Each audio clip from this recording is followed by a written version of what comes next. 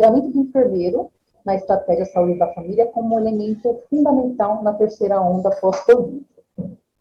Justamente o nosso tema do fórum é sobre a terceira onda e os desafios que teremos aí pela frente. Não sei se todos conseguiram participar hoje pela manhã da aula com o professor Eugênio Vilaça, que foi fantástica. Quem não conseguiu, assistam depois, tá? Ficou gravada, essa aula também está ficando gravada. E aí ele trouxe vários momentos aí para a gente de reflexão, como profissionais da estratégia, como profissionais da atenção básica, como profissionais da saúde, né? E tudo que envolve essa pandemia Covid, a sindemia, e qual é mais ou menos o caminho que a gente precisa trilhar. Hoje aqui com a gente vai estar participando, né, vai estar ministrando aí uma aulinha para a gente, conversando com a gente, o enfermeiro Luciano Silva. Ele está na enfermagem há 26 anos, mais de 20 anos como enfermeiro, é especialista em urgência e emergência. Ele já foi conselheiro regional de saúde, de enfermagem, já foi conselheiro federal de enfermagem, tá? Já esteve lá no COFIN também representando a gente. Foi coordenador do Fórum Nacional das Entidades de Enfermagem, atualmente enfermeiro intervencionista de Cubatão, e enfermeiro também aqui do nosso NEL, da área do SAMU, de Educação e Urgência. É um profissional exemplar, meu amigo, já trabalhei aí como parceiro de plantão por anos, e sempre é engajado nas causas, né, nas lutas aí da enfermagem. Sempre que eu vejo até a Alessandra aqui, esses dias ela fez um post aí falando o que o enfermeiro pode fazer na atenção básica, né, que a legislação que nós conseguimos causas, né, nas lutas da enfermagem, explicando qual é o papel do enfermeiro. Sempre me bastante Luciano, que desde que eu conheço ele uns 10 anos, é nessa luta que ele está de mostrar, de tentar empoderar os enfermeiros, de trazer para a gente essa consciência do potencial enfermeiro aí nas atuações de saúde. Então, Luciano, muito obrigada por ter aceitado, bem-vindo aí, vou estar com você. Também falando que o som está travado. Você ouve bem. Ale, eu estou conseguindo te ver, você consegue escutar bem aí? A Karine, eu estou vendo também. O áudio está cortando. A gente não está, nós não estamos te ouvindo. Agora voltou. Não está me ouvindo? Voltou? Voltou agora. Primeiro, Luciano, por favor. Tá ok. A honra aí da sua fala. Ok, muito boa tarde, né, a todos os colegas presentes. É uma honra muito grande, viu? Bom, antes de mais nada, vocês estão me ouvindo bem? Caso não estejam ouvindo, vocês dão um aviso aí no chat que a gente tenta localizar melhor, né, ver o que está acontecendo. A Tatiana respondeu aqui que sim. Obrigado, Tatiana. Muito honrado, viu, pelo convite da Secretaria de Saúde, né, pela minha parceira, né, a companheira Ana Paula, onde a gente dividia aqueles plantões lá na Vila São Pedro, né, plantões maravilhosos, acontecia de tudo na Vila São Pedro, né, e quando a gente vê quando a gente acaba vendo o tema, né, os desafios da atenção primária à saúde, né, nessa terceira onda, na pós-pandemia, nós que somos enfermeiros, nós sabemos, né, que a nossa vida, a nossa profissão, ela é um eterno desafio, né, a gente já começa o nosso curso de enfermagem com um grande desafio, e durante o curso, mais desafios, né, os nossos campos de estágio são extremamente complicados, é um desafio, a nossa inserção na sociedade é um desafio, a nossa vida corrida é um desafio. Então, quando veio esse convite, a oportunidade de falar um pouco desse desafio, fiquei muito honrado, principalmente de falar para uma rede de saúde, que eu considero uma rede de saúde extremamente particular, uma rede de saúde extremamente especial. E já falo por quê. Eu sou colega de vocês, enfermeiro, eu sou da rede de São Bernardo do Campo desde 2002, eu fui auxiliar técnico de enfermagem, depois me formei e graduei em enfermagem em 98 pela Universidade Católica de Santos, e aí venho sempre muito mais trabalhando em serviço público, né, do que privado. Trabalhei um pouco no privado, mas minhas experiências maiores são no serviço público. Através de São Bernardo, eu entrei no mundo sindical. A gente tem, enquanto característica do ABC, um movimento sindical muito forte, né? Então, aí eu comecei a militar no movimento sindical, no nosso Sindicato dos Servidores. Daí as portas começaram a ser abertas. Eu fui para o Conselho Regional de Enfermagem de São Paulo, né, como conselheiro. Depois nós fomos para o Conselho Federal de Enfermagem, onde fizemos um mandato lá, também 2 mandatos, né? Os nossos mandatos no Conselho de Enfermagem são de 3 anos. Eu fiz 2 mandatos no Conselho Federal, uma honra muito grande, e através desse mandato, principalmente no Conselho Federal de Enfermagem, o mandato de 3 anos no Conselho Regional foi muito importante, até porque o Conselho Regional de Enfermagem de São Paulo é um dos maiores conselhos profissionais do país, né, não só da enfermagem, do país. O Corém São Paulo, em números, em receita, em produção, em tudo, ele é um dos maiores conselhos de profissionais regulamentados do país, e através do Corém São Paulo a gente conseguiu conhecer a realidade da saúde de praticamente todas as regiões do estado de São Paulo, dos municípios, e através do Conselho Federal de Enfermagem dá uma ampliação. E eu sempre falo que todos os colegas tinham que passar por essa experiência. Eu não sei como, porque, na verdade, é um afunilamento, mas acho que todos, seja em câmaras técnicas, seja em outros órgãos de assessoria, em algumas outras atividades, grupos de trabalho, ou como conselheiros, mas acho que todos tinham que passar por essa experiência, porque te dá uma dimensão muito grande do nosso serviço. E, através do Conselho Federal de Enfermagem, nós conseguimos ver a realidade dos serviços de saúde, da enfermagem de todo o país. E por isso é que eu falo com bastante propriedade, por conhecer os serviços de saúde, uma grande parte dos serviços de saúde do país, e conhecer os serviços de enfermagem existentes no país, que eu falo com muito orgulho e com muita certeza e com muita assertiva, que a nossa rede de saúde é uma rede muito especial, é uma rede que vem, através dos anos, se mostrando como uma rede inovadora, como uma rede que investe tanto no seu material humano como na sua tecnologia. E, é claro, como toda rede, ela tem as suas fragilidades, mas tem muito mais fortalezas, e a gente consegue ter uma... E essa construção, essa força que a rede tem, eu não tenho dúvidas nenhuma que passa pelo trabalho dos profissionais de enfermagem, pela equipe multiprofissional como um todo. Mas eu não tenho dúvidas que quem entrou na Prefeitura de São Bernardo, como eu, em 2002, e viu o avanço dessa rede, não vai ter dúvida nenhuma de creditar grande parte desse avanço e desse sucesso aos profissionais de enfermagem, com todo o respeito a todos os outros colegas profissionais que têm sua importância gigantesca nesse contexto de saúde. Mas nós temos e vamos conversar sobre isso no decorrer dessa nossa conversa, né, as particularidades da nossa profissão, e porque, é claro, ela é tão, eu enxergo, eu a vejo como uma das profissões que realmente atuaram na construção dessa saúde que nós temos hoje, porque ela é tão especial, porque eu falo que ela é tão diferente, nossa rede é realmente diferente, tenho orgulho disso, porque vocês fazem parte disso, na verdade, vocês que construíram isso, né? E a gente vai falar um pouco desses desafios, das redes de saúde, um pouco da nossa profissão, a gente entender o que éramos, o que nós somos hoje, entender um pouco dos processos de saúde, e aí a gente consegue falar com bastante propriedade assertiva desse protagonismo, desses desafios futuros que estão por vir. Eu queria iniciar agradecendo à Secretaria Municipal de Saúde, em nome do nosso secretário, Dr. Geraldo, uma pessoa extremamente visionária, né? Tenho muito orgulho de ter um secretário, servidor, trabalhador público da nossa rede, uma pessoa extremamente inteligente, interessada. Queria agradecer também ao nosso diretor de atenção básica, né, Dr. Stefanos, um grande amigo, um grande parceiro, por quem eu tenho um respeito e uma admiração muito grande. O meu chefe, né, o nosso diretor da rede de urgência, o Dr. Caio, que chegou e chegou chegando, né? Ele chegou realmente ajudando nesse processo de organização da nossa rede de urgência.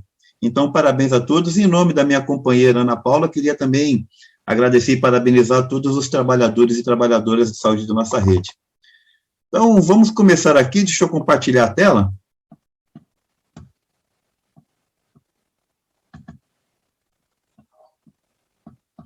Deixa eu colocar no modo apresentação.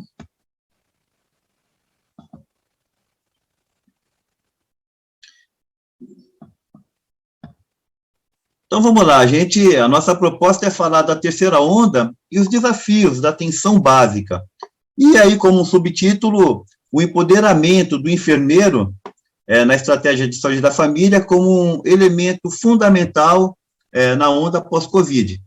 Então, essa é a nossa proposta, falar um pouquinho sobre isso, e a gente vai debater de uma forma, eu gosto já de deixar todos vocês à vontade, viu, Ana Paula?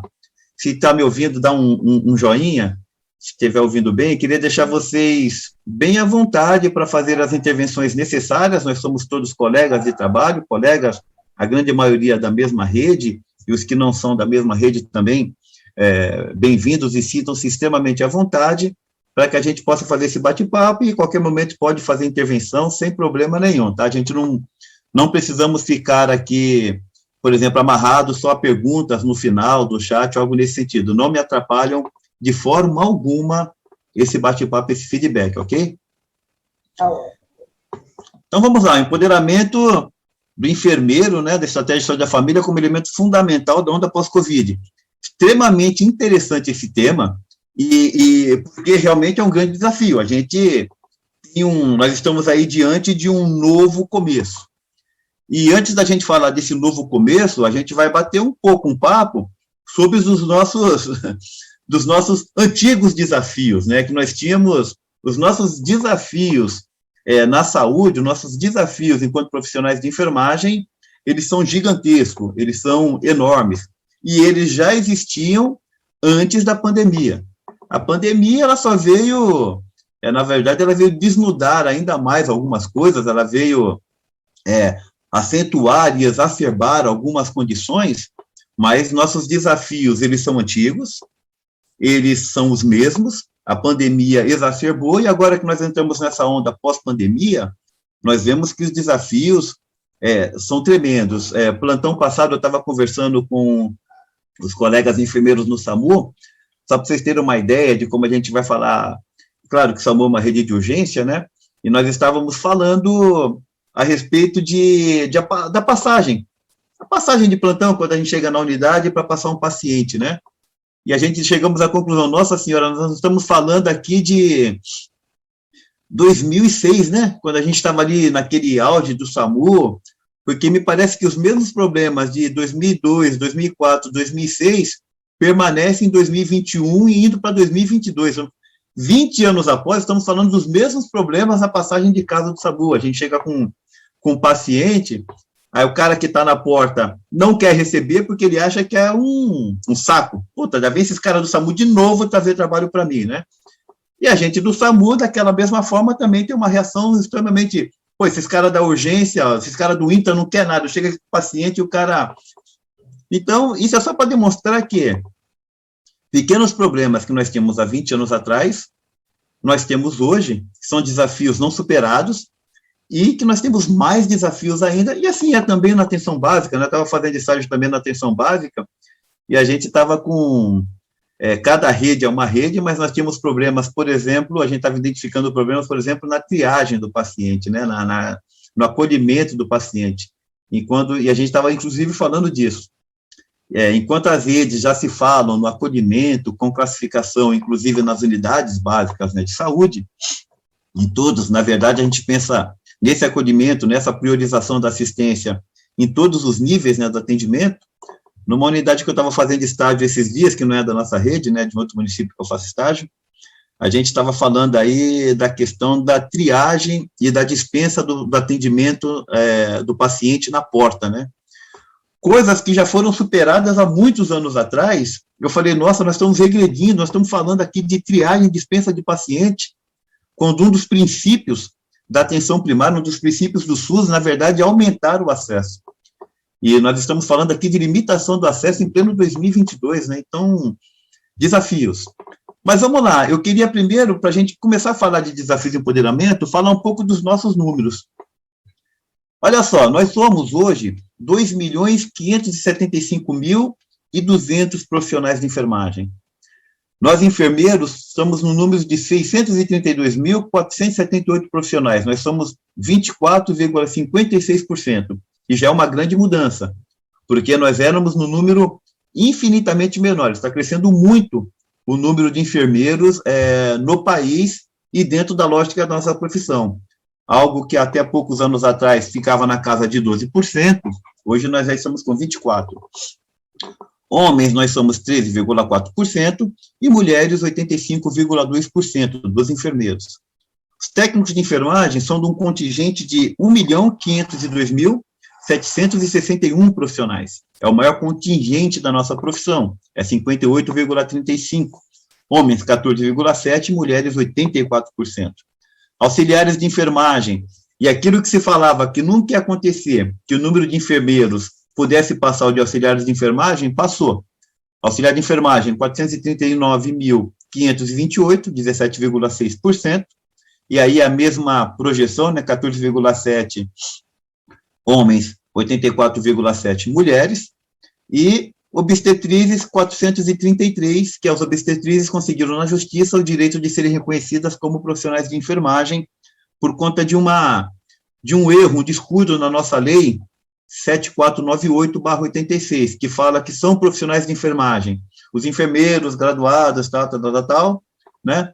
E está lá, as obstetrizes, só que naquela época da lei queria falar das obstetrizes que já eram, e não as que viriam a se formar após a lei. Porém, o legislador não teve o cuidado, e elas conseguiram, na justiça, em cima da lei, mesmo sendo um curso recente, né, o primeiro curso foi da USP, de obstetriz, que ela trabalha só o ciclo gravídico puerperal, por isso que nós entendemos, inclusive lá no conselho, que ela não pode ser considerada enfermeira, porque a enfermagem é uma formação holística, e ela só trabalha o ciclo gravídico puerperal, mas por essa lacuna na lei, elas conseguiram se transformar em profissionais de enfermagem. Nós somos o maior contingente de profissionais de saúde do país, nós somos aí algo em torno de 60% do contingente. No setor público, nós, então, da nossa massa de trabalho, dos profissionais, 58,9% estão atuando no setor público, cresceu bastante, até porque o setor público, ele mudou a sua forma de gestão, então nós temos hoje muitas OS, muitas organizações sociais, fundações, que também fazem parte, né, dessa dinâmica pública, então, são também trabalhadores públicos com os mesmos direitos, garantias e deveres de servidores públicos. Então, o setor público, 58,9%, o setor privado emprega hoje 31,6%, o setor filantrópico, 15,4%. Aí, aquele atencioso matemático, estou vendo a cara da Ana Paula, que ela está olhando assim, peraí, mas aí passou mais de 100%, como é que você... porque realmente a gente faz essa transição, né, por conta dessas fórmulas de gestão, então na hora de se fazer a pesquisa lá, então, muita gente que era do setor público, mas era do setor público porque alguns serviços filantrópicos pegaram gestão pública, então, mas é essa média que nós temos. E olha só, estamos presentes nos 5.570 municípios desse país, nós temos profissionais de enfermagem, 5.570, não tem um município do país que não tenha profissional de enfermagem. Vocês podem não acreditar, mas tem municípios no país que não tem profissional médico, eles é feita uma rede integrada, mas profissional de enfermagem tem todos. Existem municípios que não tem fisioterapeuta, não tem assistente social, não tem outros colegas profissionais de saúde, mas profissional de enfermagem tem em todos, nós estamos em todos, uma profissão extremamente capilarizada. Nos 26 estados e no Distrito Federal, no SUS, nós atendemos 71,5% da população, que representa, então, mais de 150 milhões de pessoas hoje são atendidas no SUS, e é legal a gente ver o tamanho da coisa e o nosso tamanho dentro dessa lógica toda, porque se nós queremos falar de desafios, se nós queremos falar de futuro, Se nós queremos falar de empoderamento, nós temos que conhecer, né? Então, olha só, mais de 150 milhões de pessoas atendidas dentro desse sistema de saúde pública. Olha só, 8,9 milhões de internados em hospitais SUS em 2019. 64,9% das internações no ano de 2019, que é o último dado que eu consegui pegar, foram feitas no SUS. Então, 8,9 milhões de pessoas que tiveram aí sob os nossos cuidados, né? Com certeza, nenhuma pessoa interna no SUS sem ter assistência de enfermagem. É interessante quando a gente pensa nessa lógica, né? Às vezes a gente não imagina o nosso tamanho, a nossa importância nisso tudo, né? Mas não passa. Quer ver mais? Nossos números não acabam, né? Olha, o SUS, 1,57 bilhões de procedimentos em 2018. Ótimo dado que a gente tem bem compilado, que eu achei compilado sobre isso. 1,7 bilhão de procedimentos. Nós temos hoje 45 mil equipes de estratégia de saúde da família. Isso significa que nós estamos falando aí em pelo menos 45 mil enfermeiros na estratégia de saúde da família, que é um dos pilares, né, hoje, da atenção primária. Nós estamos aí falando em pelo menos 90 mil auxiliares ou técnicos de enfermagem e algo em torno de 250, a depender da equipe, 300 mil agentes comunitários de saúde sob a nossa coordenação, sob a nossa supervisão direta. Nós estamos inseridos nas regiões rurais e de difícil acesso, como indígena e ribeirinha. Coisa interessante. Muita gente já trabalhou, né, nesses pontos, né? Eu me lembro que quando eu me formei tinha muito aquele projeto Rondon, o pessoal ia lá para Manaus, para Rondônia, né, para aqueles cantos. Muito legal, né? Tem pessoas aqui que a gente olha assim pelas carinhas novas, né, nem eram nascidas, mas o projeto Rondon existiu. Quase que eu fiz parte dele, seria uma honra muito grande. 300 milhões de doses de vacina ano a nossa categoria aplica, é muita coisa. Nós temos aí, no SUS, 42 tipos de imunobiológicos e 25 tipos de vacinas disponibilizadas à população, e quem é que, né, profissionais de enfermagem à frente disso tudo, né, graças a Deus, já tentaram aí algumas vertentes, mas isso é a nossa cara, né, é muita coisa. Olha só, no SUS nós temos cerca de 11 milhões de atendimento dia. Então, é muito difícil, em qualquer unidade de saúde do SUS, a pessoa entrar e não ser atendida por um profissional de enfermagem. Ela pode não ser atendida pela recepção, ela pode não ser atendida por outros profissionais, às vezes ela não consegue o atendimento, né, o acesso ao profissional médico, mas há um profissional de enfermagem, com certeza, esses 11 milhões de atendimentos tiveram contato. Até porque a gente sabe que em tudo, numa unidade de saúde, aqui os colegas que estão nas unidades, nós sabemos que em tudo é colocado, eu até estava comentando ontem, né, que a minha esposa também é enfermeira, eu estava falando para ela, né, mesmo que a pessoa chegue, o que você quer? Não, eu quero fazer um curativo na enfermagem, só quero dar um bom dia, peraí, enfermeira, faz favor, olha, esse paciente quer dar um bom dia, tudo vão se chamar o enfermeiro, não tem jeito, né, nós estamos, e aí eu coloco até aqui, além, é claro, tudo mais, né, tudo, a gente vai falar um pouquinho sobre isso, sobre processos de trabalho, e a gente vai ver que em tudo nós estamos inseridos, né, dentro de uma unidade de saúde. E é claro que isso não é novidade para nenhum dos colegas que estão aqui, é apenas uma revisão de números e antigos problemas e características que nós temos, né, aí eu coloco aqui, né, de quem é o SUS, do governo, da prefeitura, dos bancos, dos médicos, não, é do povo, né, o SUS é do povo. E aí nós tivemos também, só para colocar um dado interessante, um trabalho exaustivo na pandemia, né? Se a gente vai falar um pouco do pós, a gente tem que falar, olha, a pandemia, vamos falar só em questões de vacina, nesse slide. Nós temos hoje, com a primeira dose da vacinação, 156.060.719, então 73,16% da população hoje vacinada com primeira dose, um sucesso. Totalmente imunizados, 120.558.047 pessoas, 56,12%. Esses são dados do dia 9, se eu não me engano, são dados que eu peguei, que eu puxei lá do dia 9.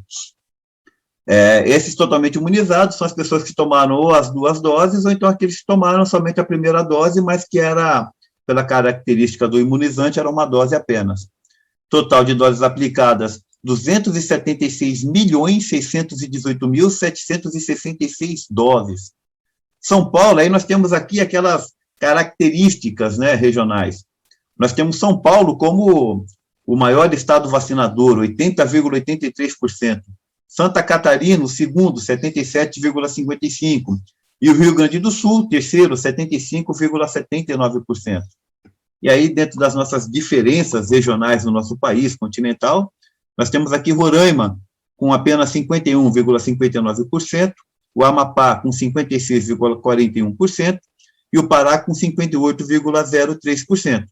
Esses dados extraídos do consórcio lá de comunicações, que bate com os dados que eu também peguei do Ministério da Saúde de ontem, que fala aí a primeira dose, mais de 157 milhões, então bate ali com o consórcio, a segunda dose, 123 milhões, e o total de doses aplicadas, 281 milhões de doses. Só para lembrar que todas essas doses foram aplicadas por nós, profissionais de enfermagem, num trabalho hercúleo. Quando a gente fala de uma aplicação na ponta, a gente não podemos esquecer de toda a rede de frios e do que tudo isso representa, né, o trabalho que é a vacinação na ponta. E aí nós temos dos nascedouros aos dias atuais, na nossa profissão. Eu sempre gosto de falar um pouco, antes de falar do futuro, eu gosto muito de falar do passado, de onde vimos, onde nós somos, para que a gente possa ter uma compreensão. E nós temos aí do nosso nascedouro aos dias atuais, nós temos uma profissão milenar.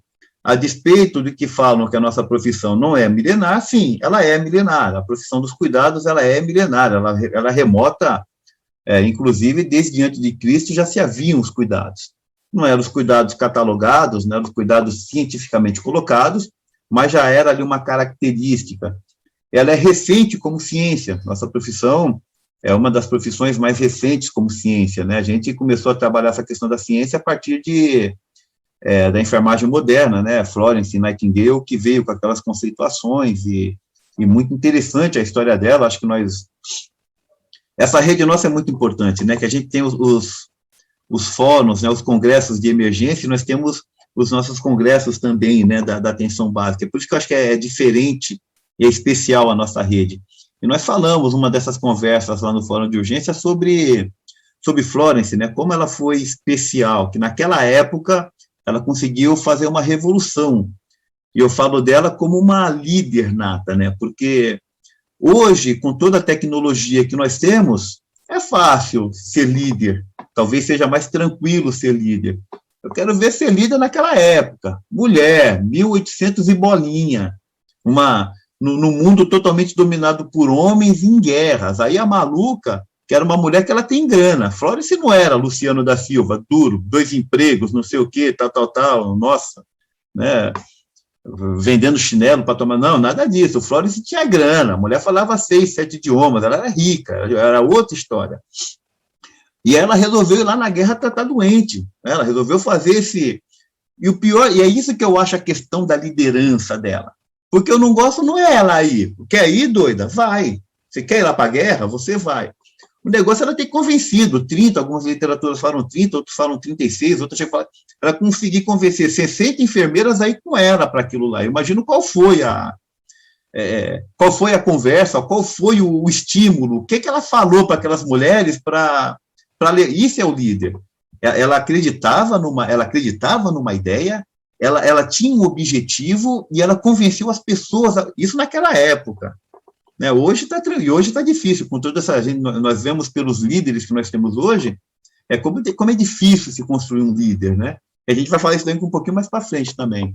Mas milenar, recente como ciência, né? Ela que começou, o Graphic Pizza veio dela, né? Eu não sabia disso, né? O Graphic Pizza foi ela, né? Uma das, muito legal. Nossa profissão ela foi difusa em seus atores através dos tempos. Então, através dos tempos, vários e várias pessoas acabaram praticando a enfermagem, né? Então, foi irmã de caridade, foi mulheres que não tinham o que fazer, foram prostitutas que, em uma época, vinha como castigo, foram tudo, né? Então, vários atores através dos tempos, né? Que aí, claro, traz aquela dificuldade de uma identidade profissional, uma identidade própria por muito tempo. por conta disso. Quando a gente fala que nós não temos uma identidade, quando a gente puxa o nosso passado, a gente começa a entender o motivo, né?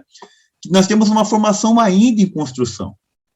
Nós temos aí o nosso modelo, aqui no Brasil nós tivemos um modelo francês, que, a despeito de algumas pessoas falarem que a primeira escola de enfermagem foi a Escola Nacional de Saúde Pública, Ananelli, não, a primeira escola, ela, na verdade, ela foi o modelo francês, né, que foi em 1890, foi aquela escola Alfredo Pinto, que ela veio em 1890, foi uma escola que ela tinha como intenção formar enfermeiras, né, para trabalhar nos hospitais psiquiátricos, que é um capítulo à parte, né, da nossa, a psiquiatria no mundo e no Brasil é um capítulo à parte, né, tanta segregação, tanto mau atendimento, tantas pessoas que foram queimadas, tantas pessoas que foram eletrochoque, terapia do exorcismo, né, e é um capítulo à parte, daria para se falar de como foram tratados os pacientes psiquiátricos no Brasil e no mundo, aquela coisa do trem de doido, né, aquele hospital psiquiátrico lá de Barbacena, onde as pessoas eram colocadas no trem, né, jovenzinhas, que não tinha história nenhuma psiquiátrica, né, mas ficou grávida, era colocada naquele trem de doido e jogado lá no hospital lá psiquiátrico de Barbacena, e aí ficava doida, porque ela se revoltava, eu não sou doida, choque, eu não sou doida, choque. Olha, eu acho que eu sou doida, choque, ainda está na dúvida. Até que ela ficava doida, realmente, né? E assim, mas, enfim, essa então, a nossa educação, ela veio, e essa primeira educação dessa escola Alfredo Pinto, que era ela era uma vertente ali francesa, ela começou com uma feminização muito grande da nossa profissão, né? Então, era a questão muito feminina e muito ligada ainda à submissão. Então, ela tinha essa questão da feminização e da submissão ao poderio médico, que já se exacerbava naquela época, né? Então, é legal a gente entender isso, porque às vezes a gente pensa, puxa, mas por quê? Já vem lá de trás dessa primeira formação. Até que veio a nossa segunda escola, né? Que é aí sim, que foi através é muito interessante a formação dessa nossa, que é dita como a primeira escola, mas na verdade é a segunda, né, que é a Escola Nacional feita ali no Departamento Nacional de Saúde Pública, né, o DNSP, que fez a escola Ananelli, né, que veio, o Carlos Chagas, à época, né, o sanitarista, ele acreditava muito na nossa profissão, e junto com os caras que tinham grana na época, que era aquele pessoal da Fundação Rockefeller, né, trouxeram esse conceito da escola nightingaliana para o Brasil, né, e aí fundaram a primeira escola de enfermagem ali, aí já com outros conceitos, né, com conceitos mais científicos, né, mas eles não, mas é mais barato que mesmo assim, ali dessa vinda desse modelo nightingaliano, a gente começou a trabalhar a organização e a modernização da profissão. Só que teve algumas coisas que também não foram legais, porque a partir daquele modelo, a gente começou a fazer essa organização social e política da nossa profissão, desmembrada, né, enfermeiro, técnico, auxiliar de enfermagem, ou prático de saúde.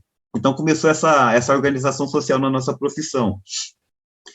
E também, a despeito de todo esse conhecimento, né, a despeito de todo esse modelo diferente do modelo francês, ela não conseguiu agregar valor social e nenhum valor sanitário aos profissionais enfermeiros. Apesar de ela vir com uma nova propositura de Nightingale, já vinha com esse modelo mais científico, mesmo assim a fundação da escola ali não conseguiu fazer esse agregar, tanto socialmente, um valor social. Eu coloquei. Oi? Tudo bem? Você tinha uma pergunta aí. Não. Tranquilo. Então, ela não conseguiu agregar um valor social e também um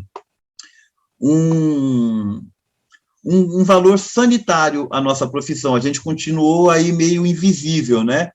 E caminhamos nessa invisibilidade, meio que nessa invisibilidade até hoje, né? Que é um outro grande desafio, que a gente vai falar um pouquinho mais para frente. E aí, nós temos hoje desafios imensos. Então, deu para a gente entender mais ou menos como nós caminhamos através do tempo e como nós estamos hoje. Desafios imensos. Hoje nós temos novas tecnologias, nós temos uma transição demográfica, né, e uma transição epidemiológica muito forte nos últimos anos, né? Nós temos que ter um escopo de práticas que atendam essa transição. A gente costuma conversar que antigamente, você ia na unidade básica de saúde, quando eu fazia PSF logo que eu me formei em 99, fazia PSF lá em Peruíbe, e a gente tinha muito barrigudinho, né? Aquelas criancinhas que tinham lá com parasitose, verminose.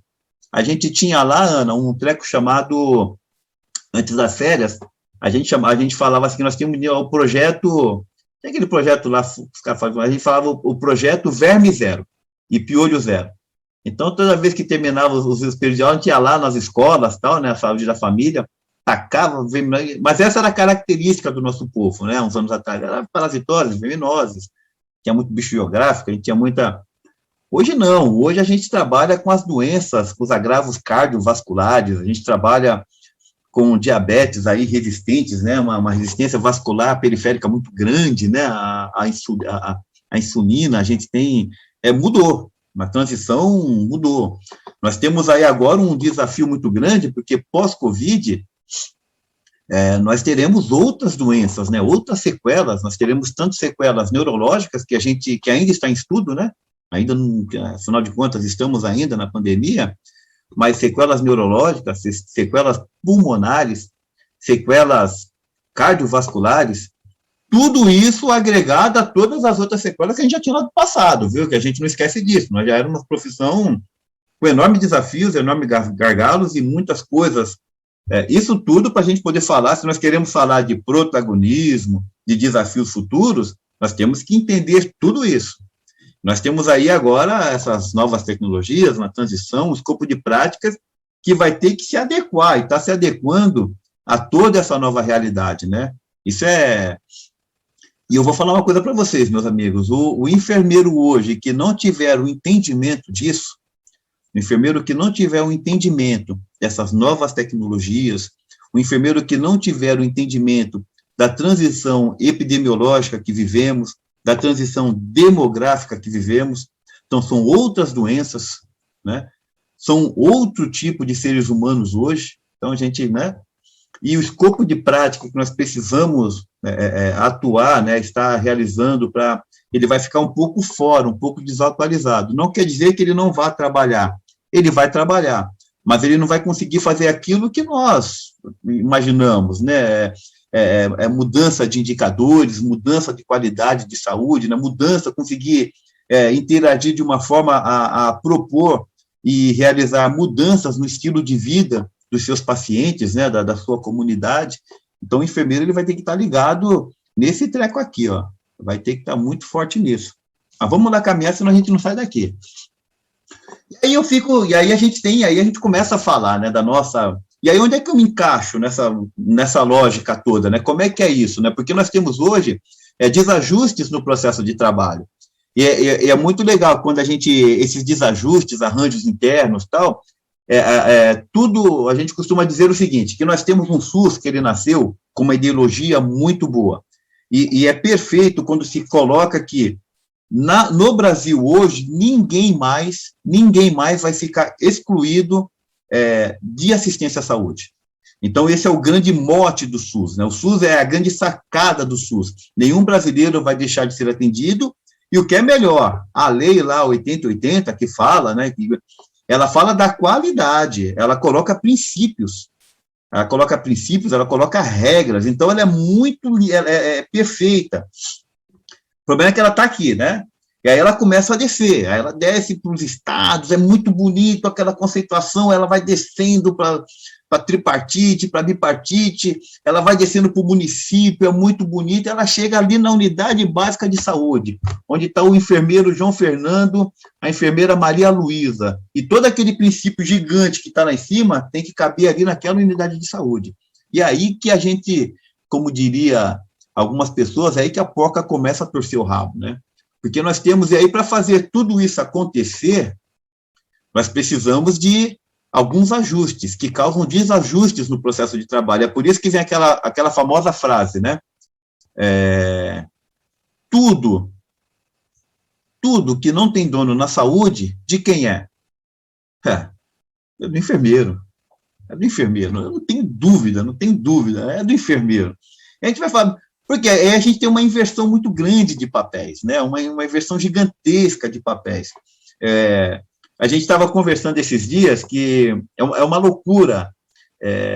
Quando a gente vai, hoje, quando vai levar um paciente para uma unidade, quando a gente chega lá, a primeira coisa que o cara pergunta, a gente chega na porta e pergunta, já fez ficha? A gente, caramba, mas não seria, pô, olá, colega, qual é o caso? O que está acontecendo? Não, já fez ficha? Tem documento? Familiar está junto? Porque há todo um processo hoje burocrático que é necessário, há todo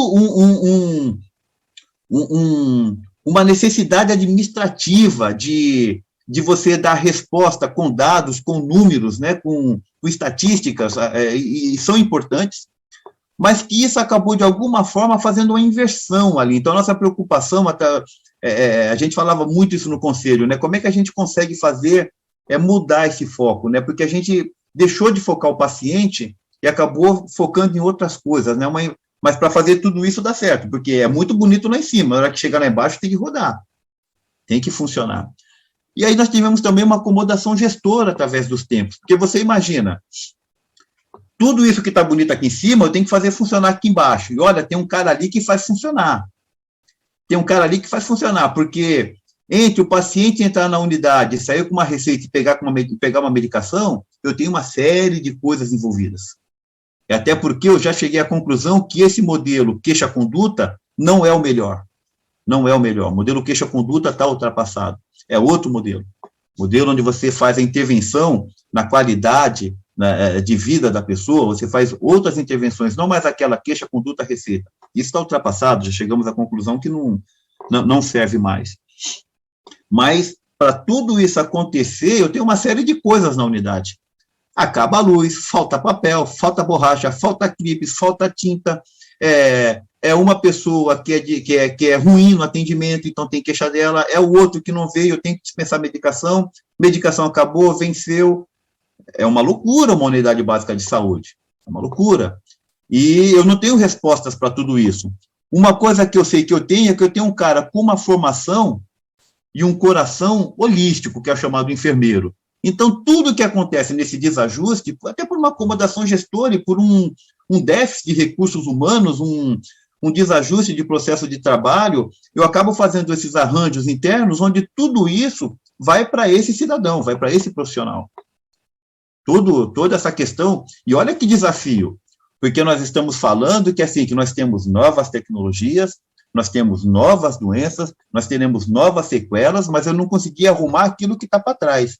Eu não consegui ainda nem me ajeitar com essa transição epidemiológica e demográfica, por conta disso tudo. Eu tenho inversão de prioridades, né? A gente é muito engraçado quando a gente chega com uma... Eu estava não no nosso sabor, né? Graças a Deus a nossa rede é mais encaixada, mas eu trabalho em outro município, aí a gente chega lá e chega com a SAB. Então, teoricamente, chega o médico, o enfermeiro, né, o condutor, com um paciente teoricamente grave. Quando a gente adentra a sala de emergência, né, o pessoal está tudo no posto sentado e fica ali, né, o que é isso daí? É a nossa vontade de falar, né, um paciente, né, o que é isso?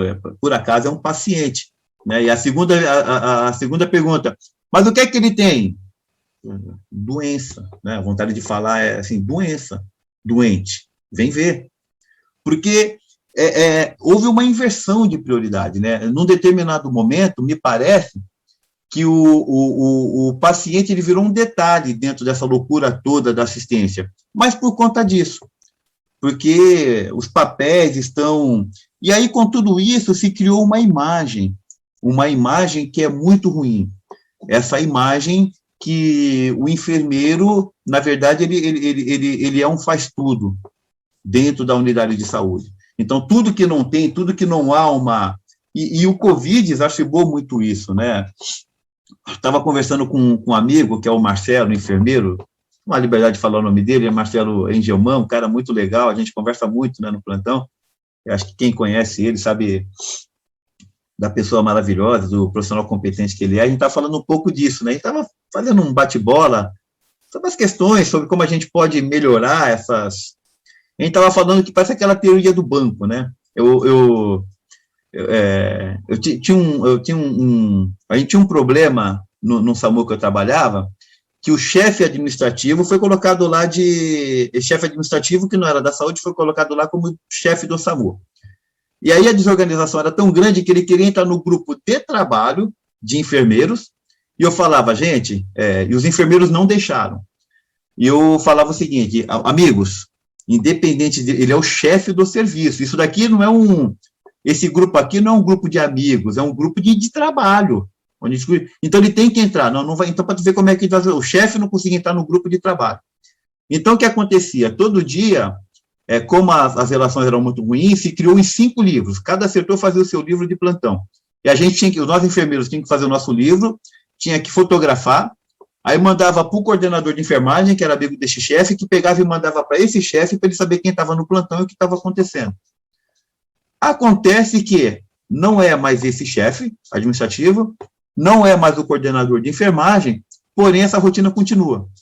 E até esse novo chefe falou, mas por que isso? A gente não sei, porque em algum momento alguém colocou, e isso continua até hoje. A gente chega, faz um livro que não precisa, bate uma foto, manda para um local que nem existe mais, e esse local...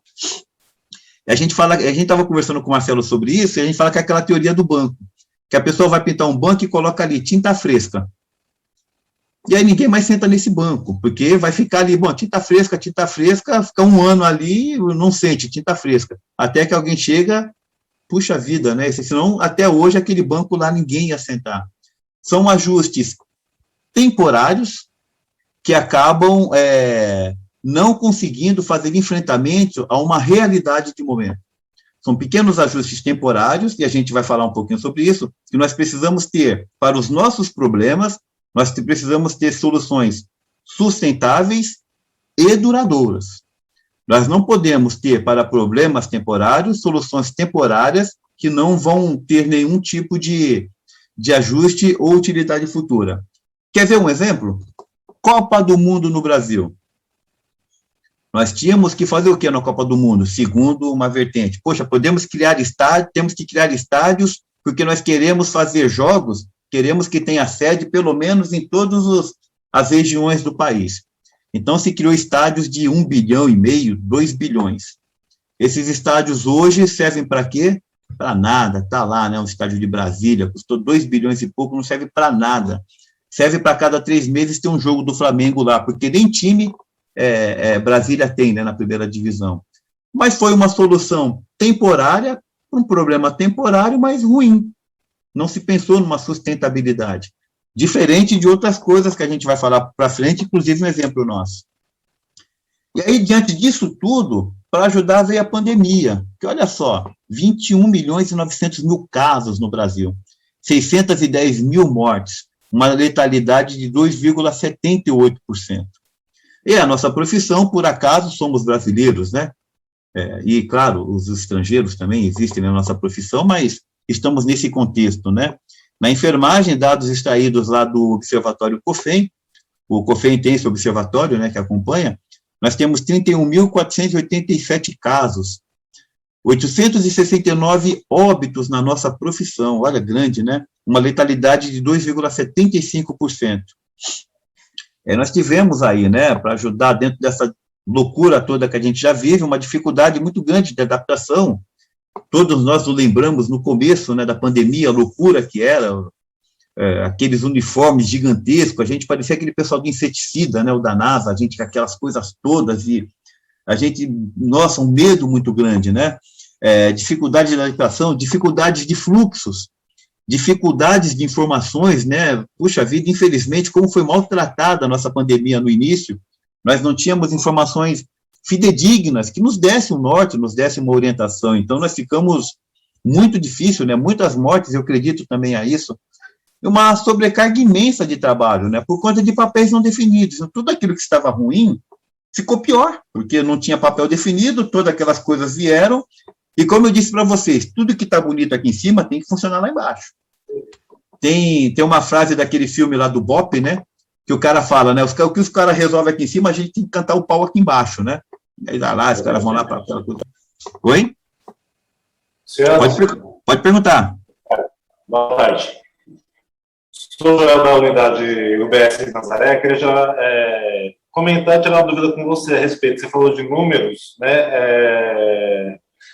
A respeito da recursos humanos, né? Isso.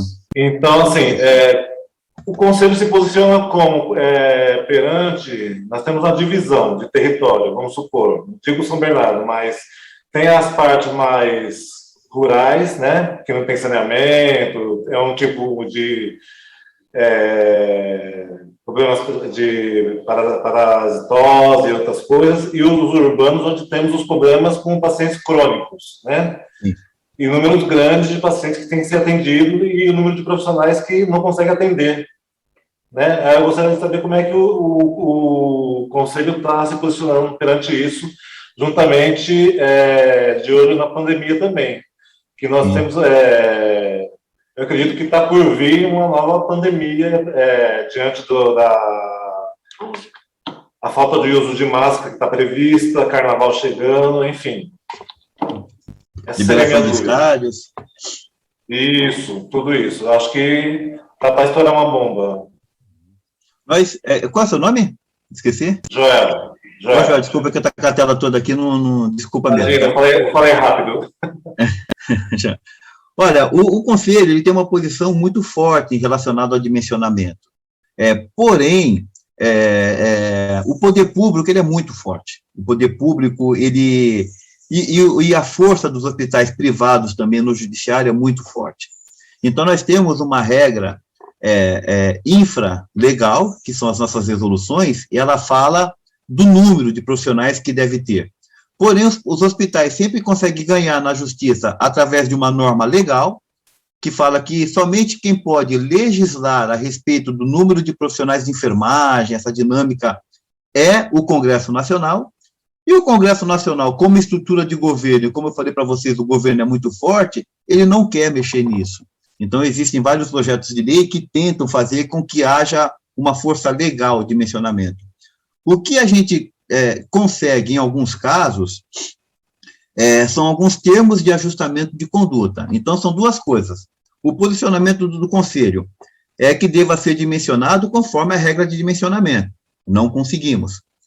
O que nós tentamos de forma local, através dos conselhos regionais, é um termo de ajustamento de condutas, assim como houve em São Bernardo, houve em São Paulo, em Santo André não andou muito, em alguns municípios da Baixada, que é fazer um ajuste no número de profissionais.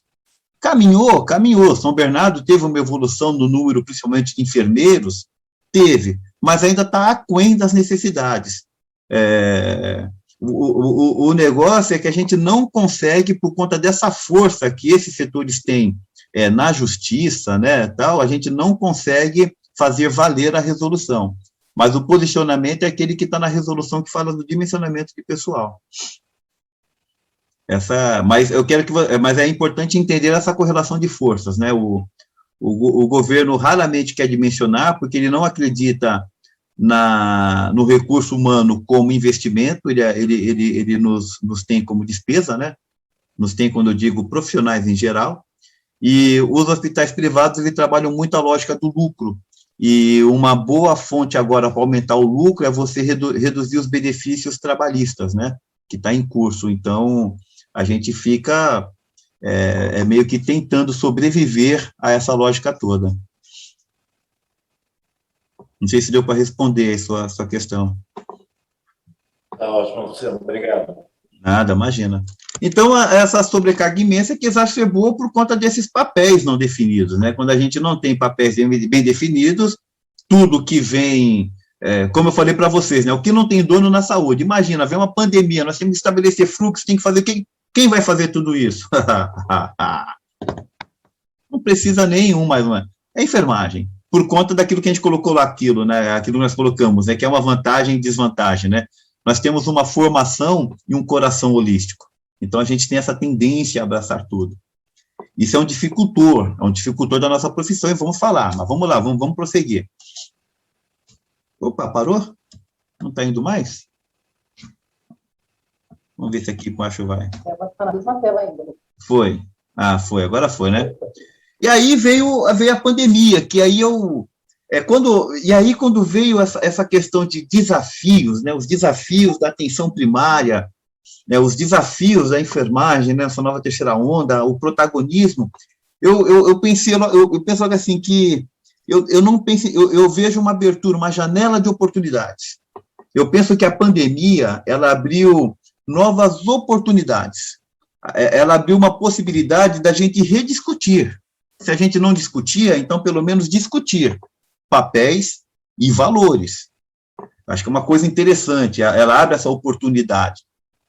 Ela abre a possibilidade de se discutir o escopo de nossas práticas. Olha, já está na hora da gente começar a fazer as pessoas entenderem que nós somos uma profissão regulamentada por lei, com um objetivo, né, um objetivo com foco na assistência, né, ao paciente, e que a gente precisa discutir esse escopo de práticas no nosso dia a dia.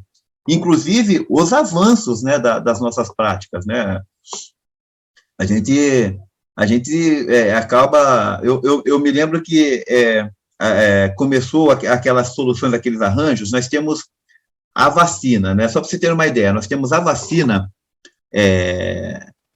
que eu acho que é um dos tratos extremamente fino, porque a vacina não é só a vacina, né, não é a gente tinha um problema aqui na rede de Cubatão, que era quando acabava a energia nas unidades de saúde. Então, acabava a energia nas unidades de saúde, as geladeiras, tal, não sei o quê, quem ficaria responsável por isso? E aí chegou-se à seguinte conclusão, olha, nós temos um cara que é um profissional holístico, de coração e de formação, chamado enfermeiro, e tem um lá no SAMU 24 horas. E esse cara já tem as ambulâncias ali com ele. Então, quando tiver algum tipo de problema com vacina, vamos jogar para esse cara vai e resolve. Só que esse cara, ele está sozinho lá. Ele tem que verificar a equipe, verificar a ambulância, verificar a validade, tudo aquilo que a gente sabe que existe, existe também no SAMU, viu, gente? O enfermeiro no SAMU também é tudo, viu?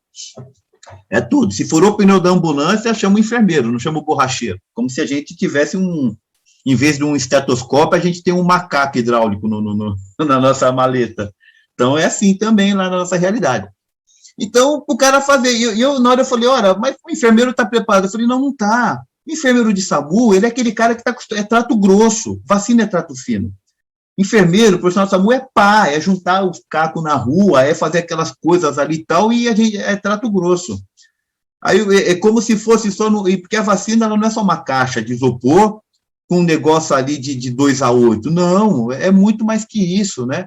Mas, enfim, um arranjo transitório que foi falado naquela época, no enfermeiro do SAMU faz. Isso se perdura até hoje. E o nosso medo que a gente conversa lá não é questão assim, sabe, de se perder vacina, que se perde muito, porque se você está num corre, acabou a energia e perde vacina, né? O problema é a reutilização dessas vacinas, porque ninguém quer falar que perdeu vacina, né? O problema é que a gente fica mais ainda. Então, é um negócio louco, é um negócio muito louco, né? Que são esses arranjos ruins do dia a dia, né? A gente precisa trabalhar isso. Conseguimos mudar, agora, ultimamente, mudamos isso. Eu acho que abre a oportunidade de se discutir formação. Nós falamos lá da nossa formação, a nossa formação hoje ela precisa estar preparada para essas novas realidades, para essa mudança, para essa transição epidemiológica, para essa transição tecnológica, para essa transição demográfica. Discutir, e aí, como todo bom sindicalista, a gente não pode deixar de falar, mas discutir a valorização, o papel social e a valorização da nossa profissão, né? Eu acho que nós somos bem valorizados, nós temos um papel muito importante, né? Por exemplo, na nossa rede, eu sou fã do nosso secretário, do nosso diretor, eu sou fã mesmo, não é conversa fiada, não, converso muito com a Ana, né? Eu sou fã, realmente. Mas eu acho que a gente pode avançar mais, a gente precisa discutir, sabe, o papel social e a valorização da nossa profissão na rede. Eu acho que precisa, cabe. Discussão séria, discussão madura, discussão com projetos, discussão com indicadores, né? Eu acho que discussão madura, não chegar lá e vai tomar, né? Acho que abre a possibilidade para novos talentos, novas tecnologias, novas formas de se fazer gestão, novos caminhos. Eu acho que a pandemia, mais do que desafio, ela abre oportunidades. Eu gosto muito disso daqui, sabe? De novos talentos, novas tecnologias, novas formas de se fazer gestão, novos caminhos a se trilhar. Eu acho isso acho que é um filão legal aí. Mas, legal, Luciano. Pô, beleza, isso é muito bonito. Tá, mas como fazer? Como é que eu faço tudo isso, né? Porque é legal. Puxa vida, né? Acho que... Tá, a roda tá aí, tudo bem, tu falou da roda, beleza. Tá, e como é que a gente faz tudo isso, né? Legal. Acho que a gente pode caminhar para isso um pouco, né? Porque uma das primeiras coisas, nós temos que ir aí já pensando, se a gente pensa em falar que queremos ser protagonistas, eu acho que a gente, eu preciso primeiro me preparar para exercer a minha profissão, sempre. É antigo? Mas nós não superamos isso lá atrás. Acho que agora é a janela de oportunidade para nós superarmos isso no futuro, daqui para frente. Nós não superamos lá atrás, podemos superar agora. Olha, eu preciso... E como é que a gente faz isso, esse preparativo? Preciso investir na minha qualificação, e isso a rede está fazendo, muito obrigado, é legal. Nós temos um NEU. Olha, gente, as unidades de saúde, básicas de saúde, nós temos um NEU proposto e disposto a estar levando urgência e emergência, está falando de uma série, então, usem da gente, viu? Nós somos em 4 enfermeiros do NEU, um em cada plantão, então nós podemos dar treinamento, e aí as equipes vão amar, né? Mas a gente pode dar treinamento de dia, à tarde, à noite, de madrugada, nós estamos lá para isso. Nós treinamos as nossas equipes de madrugada. Podemos ir de madrugada. Oi? Eu já teve uma conversa com a Márcia, e a gente tem um cronograma aí para iniciar realmente o treinamento de urgência nas unidades básicas, aí já está alinhando isso aí com o NEL. Então, esse ano provavelmente vai correr aí com a gente algumas UBS, ou colegas deles aí do diurno, para estar levando algumas orientações, umas capacitações aí em atendimento de urgência. Isso, e eu acho isso muito legal, eu até conversei com o Robson, né, que é um dos enfermeiros, eu falei que eu acho super legal isso, e com envolvimento, né, envolver os gerentes, os RTs, o departamento como um todo, né, um projeto grande do departamento, da nossa rede para frente, porque como eu falei lá atrás de valorização, pô, legal, isso daí é bola que a gente levanta e joga lá na mão do secretário. Ô chefe, caramba, o treco tá rolando, hein? E aí, como é que a gente... Eu acho legal isso. E são discussões que ele não se furta a fazer, mas discussões desse nível, né? Nesse nível, não chegar lá com 55.253 reclamações na bota e falar, pô, tô precisando de um aumento. Pô, não, discussões, eu acho legal esse tipo de trabalho, discussões. Ô, Ana, só avisa aí que no noturno A, treinamento só até meia-noite, tá? Que é o meu plantão. Mas vamos lá. As nossas 20 unidades até as 22 horas, hein, Luciano? 20 unidades vai ficar aí na tua conta. Opa, vamos embora. Olha só, aprimore conhecimentos, conheça a rede de atenção que você está inserido. Olha, é super importante a gente conhecer a rede de atenção. Conheça os pontos de atenção da nossa rede. Oi? Aqui no Batina só até às 22, viu? Já está convidado. Vamos com nossa prazer gigantesco. Só vim, com o maior prazer. Gigantesco. A gente pode até conversar com a Márcia para entrar um pouco mais cedo, né? Entre as 17 e as 18, a gente consegue fazer esse jogo, né, de horário e tal, tem que avisar com antecedência, porque o nosso RH é muito duro, né? Todos vocês, né, sabem disso. Principalmente quem está nas funções de liderança, sabe que o nosso RH é muito rígido, mas a gente consegue fazer esse jogo, né, e entrar mais cedo, 17, 18 horas, para... Nossa, isso é muito legal, isso é muito vibrante, quando a gente começa é muito legal. Estamos super à disposição. O convite já está feito. Amém. Então, olha lá, conheça a rede de atenção e os pontos de atenção da rede, e os caminhos a serem percorridos pelo paciente, porque a gente tem a nossa rede de atenção, a gente tem um ponto de atenção das redes, então a gente tem diversas redes, né, na atenção à saúde, tem a rede cegonha, a rede de urgência e emergência, a gente tem a rede de atenção à saúde mental, e nós temos os pontos de atenção dentro dessa rede, né, então são vários pontos, né? Na rede de urgência e emergência a gente tem a UPA, a gente tem o SAMU, a gente tem, né, salas de estabilização, e essas redes, elas fazem um cruzamento, elas se cruzam. Então, o paciente que está na rede cegonha, por exemplo, em determinados momentos, ele vai usar o SAMU, ele vai usar a rede especializada, ele vai usar o hospital, ele vai usar a rede terciária, leitos de UTI. Então, é muito importante nós, olha, primeiro ponto, eu tenho que me preparar para a minha profissão. Como? Investir em qualidade, em conhecimento, eu tenho que conhecer a minha rede, ponto de atenção da minha rede, eu tenho que saber as fortalezas e fragilidades do meu local de trabalho. Eu preciso. É muito ruim, né, quando a gente vai conversar com qualquer profissional de uma unidade de saúde e a pessoa fala, olha, isso eu não sei, isso não é comigo, né? É bastante ruim essa interlocução. Nós temos, na verdade, que ter respostas, né? Pelo o mínimo de conhecer a rede, principalmente os profissionais de nível universitário, né? Nós precisamos, sim. Então, esse aqui é o primeiro caminho, ó, se preparar para, né, me preparar para exercer. Eu quero protagonismo, então, beleza, tem alguns caminhos. Segundo, busque essa foto aqui, fala a verdade, hein? Essa eu achei lá na internet, essa foto, falei, vou dar essa, né? Depois tu mostra lá, hein, Aninha, dá essa moral aí. Então, olha só, segundo ponto, eu buscar a minha identidade profissional. Prepare, ajuste o seu local. Então, prepare o seu local de assistência, ajuste o seu local e a sua assistência. Então, eu preciso verificar os processos de trabalho. E o que está desajustado, eu preciso ajustar. Eu preciso adequar as pessoas em seus papéis. Eu não quero pegar papel do A, mas eu também não quero absorver papel do B. Então, eu verifico os processos de trabalho. Identifique as prioridades assistenciais. Olha, se eu quero ser protagonista, eu preciso identificar as prioridades da minha assistência e da assistência da minha unidade. Trabalhe os protocolos assistenciais com papéis bem definidos. Não se esqueçam de que o que não tem dono vai cair para aquela profissão mais holística. Se você fizer um clique na internet e perguntar, e colocar ali quais são as profissões mais populares da saúde, então aparece ali, né, a medicina, a odontologia, normalmente em terceiro e em quarto vem a enfermagem, das mais populares. A gente fica ali pau a pau com a psicologia, né, mas as populares.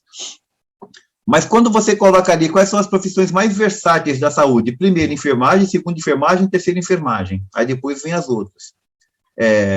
Porque nós temos realmente, inclusive, alguns cursos, algumas universidades até colocam isso no título, né? É uma profissão versátil. O que é versátil?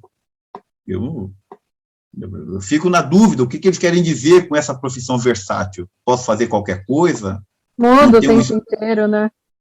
Não tem estudo. Pode concluir. Não, eu disse que a gente estamos em mudança o tempo inteiro, né? Somos seres mutantes. Então, nossa, a gente tem uma capacidade de pensar em vários fatos de mudança, assim, tá de um jeito. A gente consegue pensar em 3 estratégias para mudar. É muito interessante a enfermagem.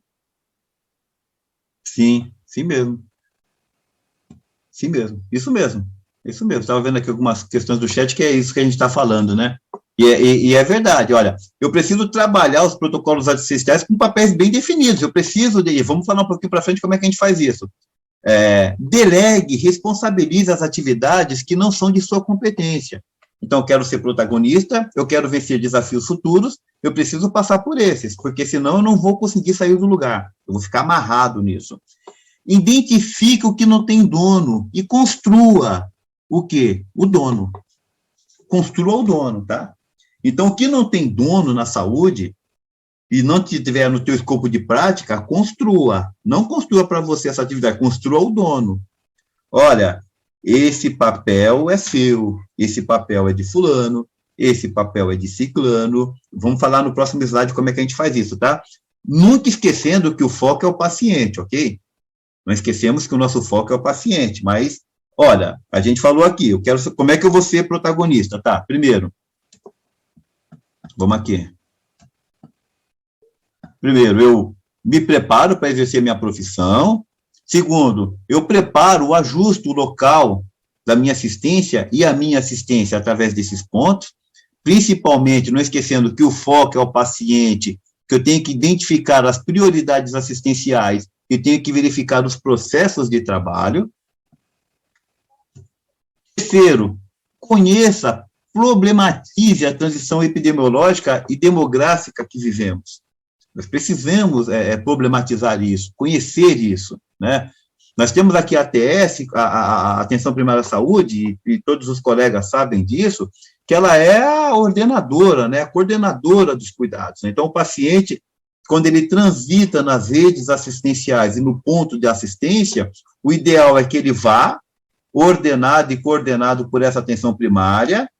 Ele chegou, então, um paciente hipertenso que é atendido, ele faz ali uma isquemia, ele vai ser atendido na rede de urgência e emergência, né? Então ele saiu ali da atenção primária. Há essa dúvida, né? Porque a lei já fala, algumas portarias já falam que a rede de urgência faz parte da atenção primária, né? Tem aquele conflitozinho, mas nada.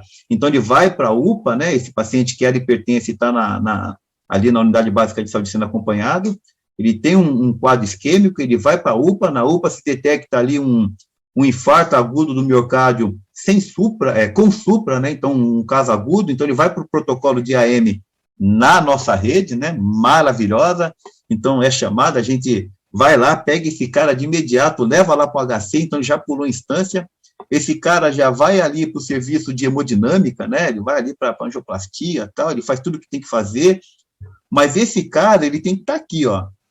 Esse cara, ele tem que estar coordenado, tem que ter o feedback com a atenção primária, e esse cara tem que voltar para a atenção primária. Esse cara tem que entender, nós temos que entender que, ó, eu não posso perder esse cara de vista. Opa, pulei aqui. Eu tenho que conhecer, e volto a insistir, para isso eu tenho que conhecer as minhas redes de atenção, os pontos da atenção e os caminhos que esse paciente vai percorrer. Eu tenho que conhecer a intersecção entre as redes, e eu tenho que saber e tenho que conhecer de projeto terapêutico singular. Então, se eu quero ser protagonista, eu preciso conhecer isso tudo, tá? Então, tranquilo.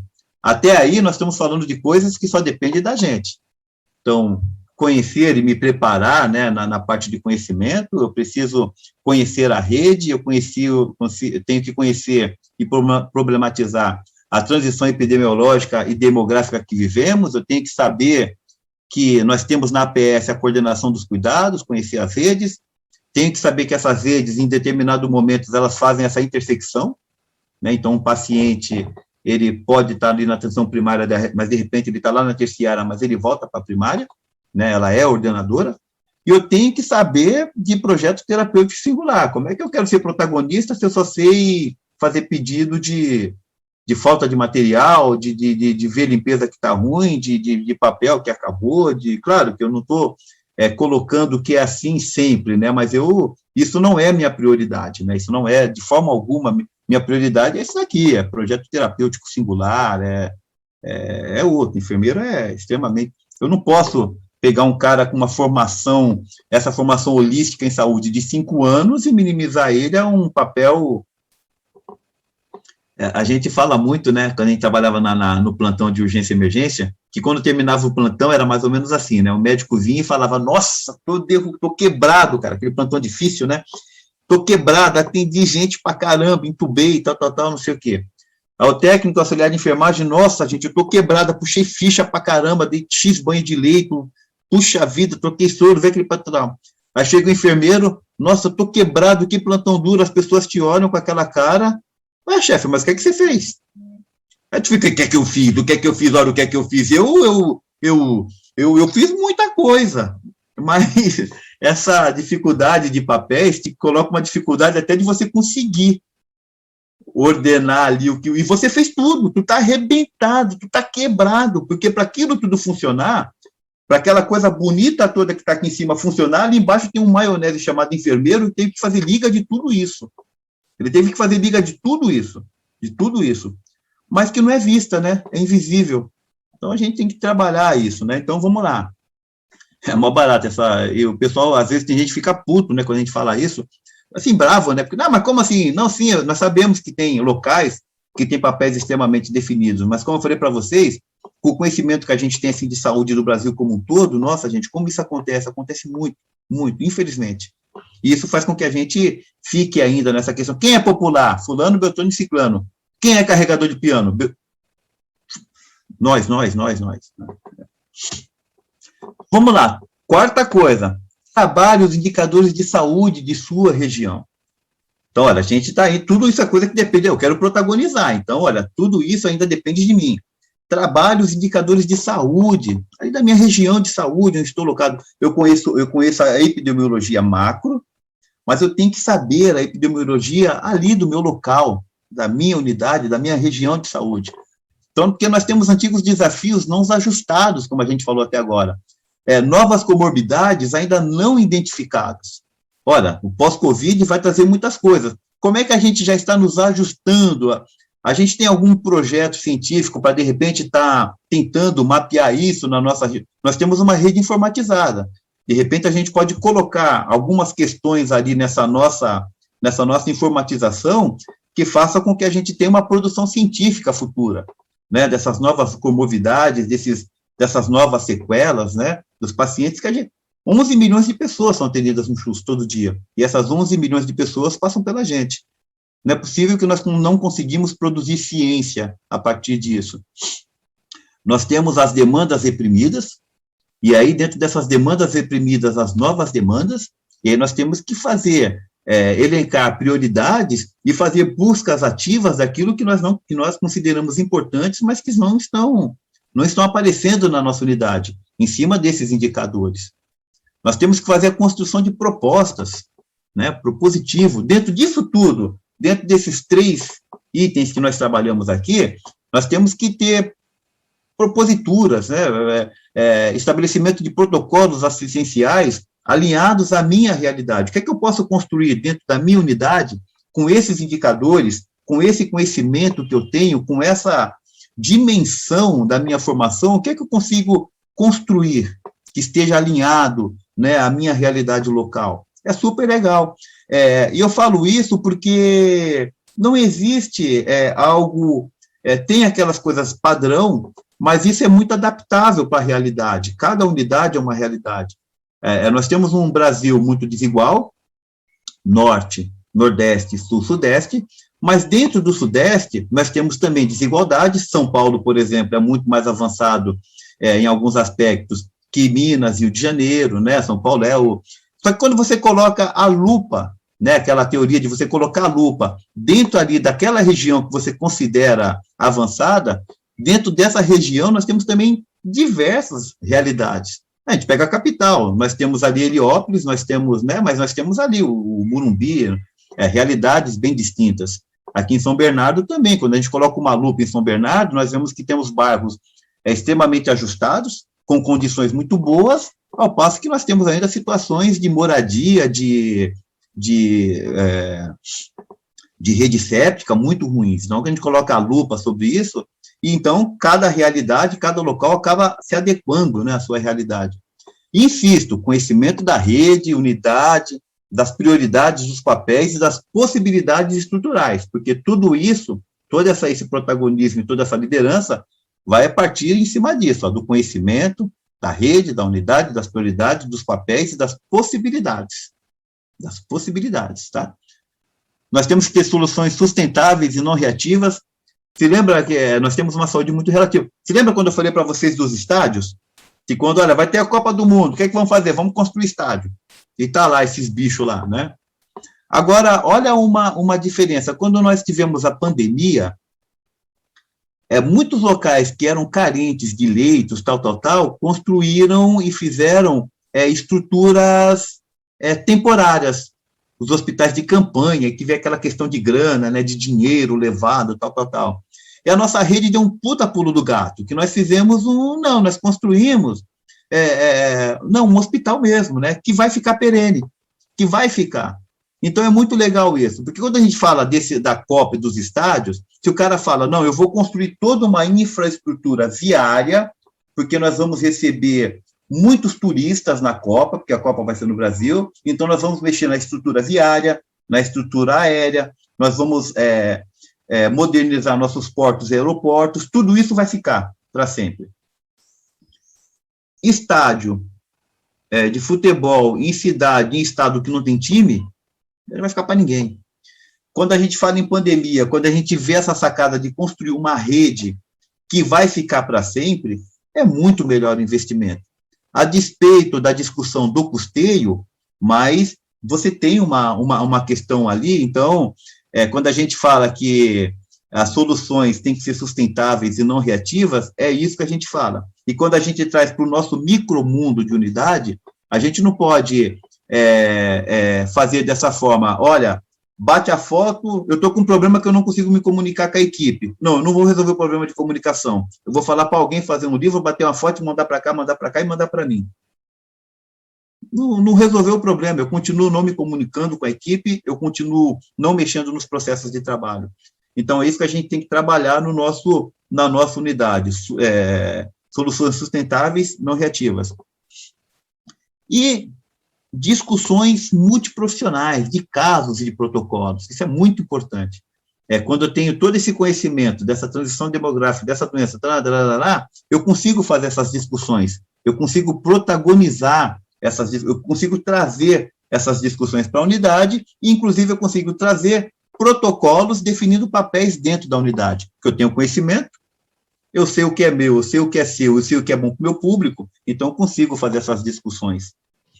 E vamos lá, e quinto, trabalhe aí, esse é o filão, esse é o treco para você virar protagonista, sabe? Trabalhe com demais atores do processo, os papéis, as responsabilizações e os fluxos. Então, olha, a quinta dica aqui, tá? Então, o diálogo ele tem que ser permanente com a gestão. Então, eu dialogo com o meu secretário, eu dialogo com o meu prefeito. E as pessoas falam, como assim dialogo com o prefeito? Sim, claro que eu dialogo com o prefeito, eu tenho que falar com ele, ué. Afinal das contas, tudo que acontece bate nele, porque eu não é tudo vai bater, porque eu não posso falar com ele. Posso sim, posso falar com o secretário? Claro que posso. Posso falar com o meu diretor? Claro que sim. Então, diálogo permanente com gestão e com os trabalhadores. Preciso ter esse diálogo muito grande. Porque se eu quero transformar, e olha, nós estamos falando desde de uma profissão milenar, que virou ciência a partir de 1800 e bolinha, e que tem tudo isso. Eu não posso chegar amanhã na unidade e falar, olha, isso aqui não é meu, mais meu, e pronto, não sei de quem é. Não, não é isso. Isso não é a construção. Os ajustes, eles precisam ser construtivos. Nós precisamos fazer a identificação e as proposituras, mas de uma forma sustentável, construtiva. As soluções, elas vão vir de uma forma gradual, sustentável e permanente. É assim que eu vou conseguir fazer esse ajuste nos papéis. É assim que eu vou conseguir tirar um pouco dessa carga minha e distribuir, dividir. De uma forma que eu minimize os impactos e que eu consiga trazer uma demonstração de resultados. Porque tudo só vai caminhar para frente e novos avanços se eu conseguir demonstrar resultados. É por isso que eu insisto nessa questão de indicadores. Indicadores é muito importante. Quando você consegue pegar um grupo de hipertenso e fazer um grupo de caminhada, e você consegue mostrar que depois de X tempo, você conseguiu a redução de X% daquelas pessoas em 20% dos níveis da pressão arterial, pô, tu tem resultado. Tu tem resultado. Quem é que vai acabar com o teu grupo de caminhada? Nunca. Não vai. A tendência é aumentar. As pessoas vão investir nisso. Quando você consegue mudar, fazer mudanças, fazer proposituras sustentáveis na mudança do estilo de vida, nos protocolos assistenciais e que demonstrem resultados, essa coisa não muda. Então, super legal. Essa aqui, então, acho que é o pulo do gato, se a gente quer protagonizar aí, tá certo? E temos condições, viu? E aí, caminhando já para o encerramento, o protagonismo, ele é uma consequência. Na verdade, ele não é um desejo, ele é uma consequência. Nós temos um cenário futuro incerto, mas nós temos uma certeza, que é a certeza de todos. Eu acho que vai ser falado muito nesse seminário, que nós precisamos fortalecer o SUS e a atenção primária à saúde. Eu acho que isso gente, deixa eu olhar aqui a hora, porque a gente tinha que acabar 4 horas, né? Meu Deus do céu. Há quanto tempo ainda, Luciano? Eu fico assustado, porque é muito gostoso. Mas já está, acho que é o último slide, acho que é o penúltimo, já está. Então, nós temos um cenário incerto, mas com uma única certeza que acho que vai ser falado muito nesse nosso fórum, né, nesse nosso congresso, que é a necessidade de fortalecer o SUS e a atenção primária à saúde, que ela é ordenadora. Os mais preparados vão liderar esse processo, não tenham dúvidas, viu, amigos? Colegas de trabalho, os mais preparados vão liderar esse processo. essa transição, essas novas necessidades, essa terceira onda, esse novo recomeço, quem tiver mais preparado vai liderar. Não tenham dúvidas, não tenham dúvidas. Alguns saem na frente nós saímos na frente pelas nossas características. Aí vamos usar ao nosso favor, o nosso coração e a nossa formação holística. Nós estamos preparados para capitanear esse processo. O conhecimento e a proatividade serão os elementos fundamentais. Então, por isso que nós colocamos lá atrás a busca do conhecimento e do aprimoramento, porque eles vão ser fundamentais. Eu tenho que entender tudo isso, que é para mim poder, né, eu preciso entender, eu preciso conhecer isso se eu quero protagonizar ações futuras, se eu quero fazer a diferença futura. As soluções, elas não são fáceis, não são únicas, e, como eu disse, adaptáveis a cada situação. Então, eu não posso pensar na unidade Ruge Ramos, tem um nível socioeconômico maior, como eu penso numa forma de educação, de inserção, por exemplo, na Vila São Pedro, no núcleo Santa Cruz. São outras pessoas, são outras condições sociais, são outras necessidades, e eu preciso fazer essa adaptação. E elas precisam ser sustentáveis, permanentes e com foco no cuidado.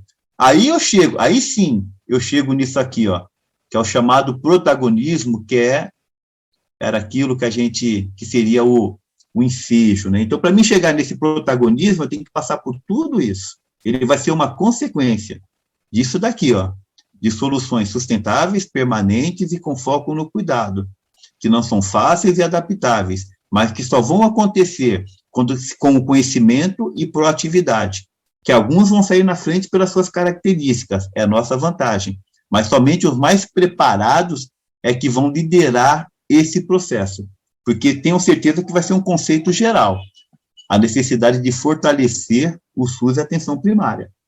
Então, quem estiver atento nisso daí, vai liderar, vai protagonizar esse processo. E aqui, a gente, caminhando para o encerramento, nosso último slide, a gente coloca que o mundo esteja preparado, porque o mundo, ele busca novos caminhos, novas lideranças, né? Então, o Brasil não é diferente, ele também busca essas novas lideranças. No sistema de saúde, não é diferente. No seu município, no nosso município, não é diferente. Na nossa unidade de saúde, também não é diferente. Então, em todas as suas dimensões, nós buscamos novos caminhos e novas lideranças. Então, seja você a diferença, porque nós precisamos muito, muito mesmo de vocês. Eu gosto de encerrar sempre com uma frase bíblica que eu acho muito interessante, que é a história de Neemias, né, que sabendo Neemias do estado de sua terra natal, que estava degradada, né, quebrada naquela época, ora a Deus e pede para reconstruir a sua terra natal. O que eu acho interessante é que ele não orou a Deus para reconstruir. Deus, vai lá, dá um estado e reconstrua a minha terra. Ele orou a Deus, Deus, me permita reconstruir a minha... Ele quis reconstruir. Eu acho que é isso que a gente vai precisar nesse momento. Nós vamos ter que ser atores e protagonistas dessa reconstrução que está por vir. Muito obrigado a todos, obrigado Ana Paula, obrigado Secretaria de Saúde, nossos diretores, muito obrigado, colegas, por ter ouvido esse colega de vocês esse período todo, muito honrado, e ficamos aí disponíveis para fazer agora esse bate-papo, perguntas, reclamações com a Ana Paula, coisas comigo, e tudo tranquilo. Tá bom? Então, estamos aí agora, nesse momento, para a gente fazer esse bate-papo. Muito obrigado mesmo. Obrigada, Luciano. Olha, eu estou suspeita para falar, né? Conheço há um bom tempo, gosto muito das suas falas, gosto muito sempre de conversar com você a respeito do tema enfermagem, do assunto enfermagem. E realmente quero te convidar para participar com a gente desse fórum, além, é claro, de você, né, da admiração que eu tenho por você como pessoa e como profissional, porque você não está, nesse momento, na base, né, atenção básica, então na atenção primária à saúde. Nesse momento você está na urgência, então talvez algumas pessoas tenham falado, nossa, mas ele é da urgência, o que ele vai falar para a gente? Então ele está aí na urgência, eu estou na atenção primária à saúde, então, mas aqui, então, na gestão, nesse momento, eu faço parte no momento da gestão, e a gente está falando aí com a rede toda, que está aí na ponta. Temos aqui coordenadores também que estão participando com a gente do fórum. E isso é interessante, que acaba abrindo para a gente algumas ideias. Eu gosto dessas provocações. O Luciano traz algumas provocações para a gente também, críticas em relação à nossa profissão, algumas críticas como trabalhador mesmo, da gente reivindicar algumas coisas, né? Reivindicar nem se rebelar, reivindicar aqueles nossos direitos, sabendo os nossos deveres. E aí, conforme você foi falando, eu fui anotando algumas coisas e você acabou, você mesmo, respondendo algumas perguntas. Eu vi que o pessoal foi participando bastante aí também, a Viviane, o Joel, então está participando aí com a gente daquilo que foi discutido. Queria deixar em aberto, é claro, para perguntas e para discussões, mas só colocando aqui que realmente São Bernardo, a gente já discutiu, eu já conversei algumas vezes com o Luciano, e ele trazendo aqui para a gente, realmente São Bernardo abre um espaço para o enfermeiro que muitas vezes a gente não vê em outros municípios, tá? A gente não vê em outros serviços da particular, ou até mesmo outros serviços públicos de saúde, onde o enfermeiro não tem voz, não tem protocolo, ele não tem espaço para discussões. E aqui a gente tem sim, tá, gente? Então, não é uma chuva de reclamações, que se a gente for sempre levantar os problemas, a gente nunca vai conseguir sair do lugar, mas vou colocar aqui para vocês que vocês têm todo o direito, e acho que até um dever como profissional mesmo. Eu, como enfermeira, falo, nós temos sim uma responsabilidade de questionar, de levantar quais são os problemas, de sugerir mudanças, e levar isso para a nossa chefia, que eu acredito aí que, se não 100%, que deveria ser, mas pelo menos 90% de vocês aí têm um acesso fácil à coordenação da unidade, ou até mesmo com os RPs que estão agora, a gente está fazendo um cronograma aí junto com a Regiane, né, que é a enfermeira da nossa educação continuada, todo mês os RPs vindo aqui participar com a gente de alguma conversa, e vocês realmente se apropriarem dos protocolos que existem, da nossa rede, como é que funciona a nossa rede, e trazer para a gente aqui, para o departamento, trazer realmente via Regiane, via o seu coordenador, ou ligar aqui e falar, quero falar com você, Ana Paula, se for o caso, marcar também uma conversa com o doutor Stephens, que assim como você, eu também sou fã, já era fã do Stephens quando eu estava na assistência, tá? É uma pessoa que está sempre aberta para receber a gente. Então, acho que conversas são muito bem-vindas, questionamentos são muito bem-vindos, desde que a gente tenha propriedade para falar, desde que a gente justifique aquilo, desde que a gente tenha propostas para uma melhoria. Né? Então, a ideia aí desse fórum, vem trabalhar aqui com a gente, terceira onda, que é uma preocupação que existe, mas muito bacana também, que hoje de manhã lá com o Eugênio do Massa, ele falou, na verdade, assim, os problemas que a gente está falando da terceira onda, eles já existiam, tá? Então, o Covid veio para desligar toda essa situação que ela já existia. E aí potencializou-se algumas coisas, um represamento do paciente, um acúmulo de demanda, a gente vai tendo alguns impactos futuros em relação direta com a doença que a gente vai estar estudando, em relação de tudo aquilo que tem no entorno disso. Mas eu gostaria de reforçar com vocês que eu trabalho em São Bernardo há mais de 10 anos, a maior parte do tempo na urgência, agora estou na atenção básica, mas tanto na urgência quanto na básica e na hospitalar, que eu tenho colegas, a gente sabe que os processos, eles são bem definidos, a gente tem protocolo do município, alguns precisam de ajuste, sim, a gente precisa da ajuda de vocês, porque uma coisa também é aquilo que é desenhado, e outra coisa é aquilo que pode ser aplicado. Mas aí a gente precisa trabalhar isso em conjunto. Então, a gente tem protocolos, a gente tem no município ferramentas para que o enfermeiro realmente ele possa se empoderar, ele possa ser o protagonista em todas as ações dele. A gente tem protocolos de enfermagem, tem protocolos da rede como um todo. A gente tem um apoio aí da equipe NASA, então, para ajudar a gente nos processos, para ajudar a gente nesse cuidado da população. A gente tem especializada, a gente tem espaços para grupos, a gente tem espaços para conversa com os nossos colaboradores, né, nossos colegas de trabalho. A gente tem uma rede aí com sistema também, com internet, todas as unidades sociais têm tablet, gente. Isso não é em todo município que tem. A gente conseguiu registrar, deveria ter conseguido, né, registrar todas as nossas vacinas, a gente teve um gapzinho aí na hora do registro, então hoje a gente já tem que correr atrás aí desse registro da vacina, mas a gente teve condições de fazer os registros dessa vacinação em loco, enquanto a gente está aplicando a vacina.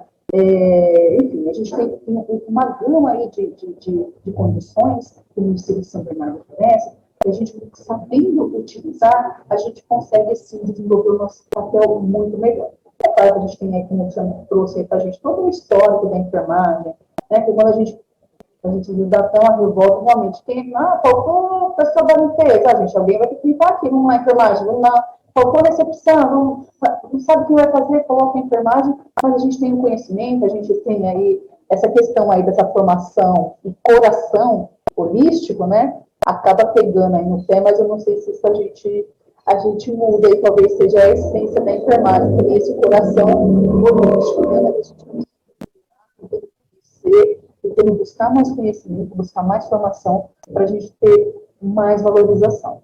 Né? Então, vou deixar aí aberto para vocês aí, quem quiser fazer alguma observação, alguma pergunta.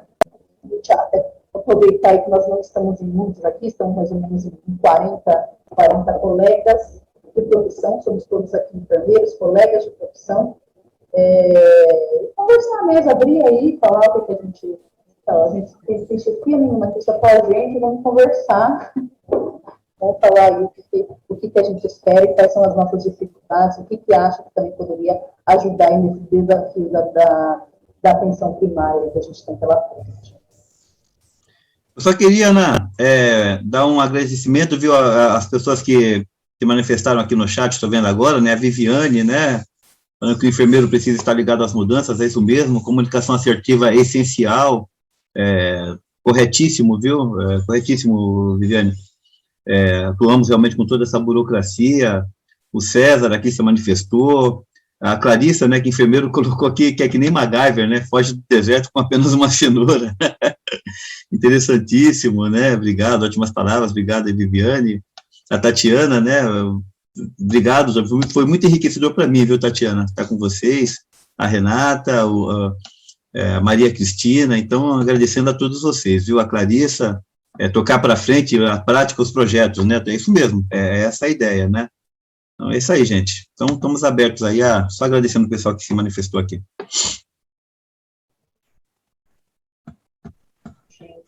Se